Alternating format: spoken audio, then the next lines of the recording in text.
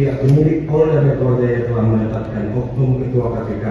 yang pada saat itu yang bernama Firly Bahuri sebagai tersangka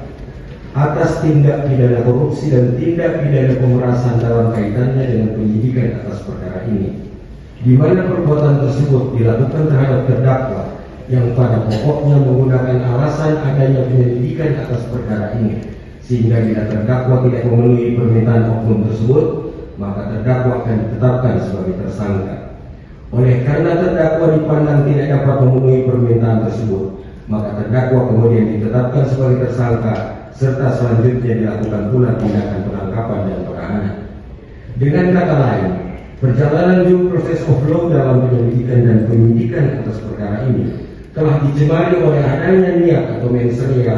untuk melakukan pemerasan, sehingga cukup alasan bila mana dalam perkara atas nama terdakwa dimulai dan disusun dengan maksud dan tujuan tertentu atau pemerasan, sehingga amat wajar kiranya jika pada persidangan yang mulia ini ternyata terdapat kejanggalan-kejanggalan ataupun fakta yang masih prematur, bahkan mungkin saja tidak didasari oleh kenyataan yang sesungguhnya,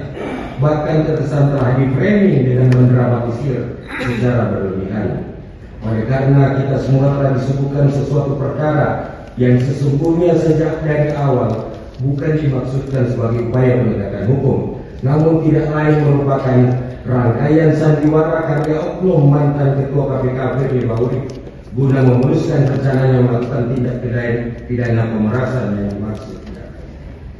Ibarat sebuah syair lagu ciptaan Iwan Fals, "Maling teriak maling," telah dipertontonkan ke hadapan seluruh rakyat Indonesia, di mana seorang oknum mantan penegak hukum telah menuduh terdakwa sebagai koruptor dalam rangka melakukan pemerasan dalam jabatannya sendiri. Sangat disayangkan bila mana ternyata proses penyidikan yang dilanjutkan setelah Firly Bahuri dinyatakan sebagai tersangka ternyata hanyalah sebagai penutup malu dari institusi KPK, seakan-akan pemerasan tersebut hanya dilakukan oleh seorang oknum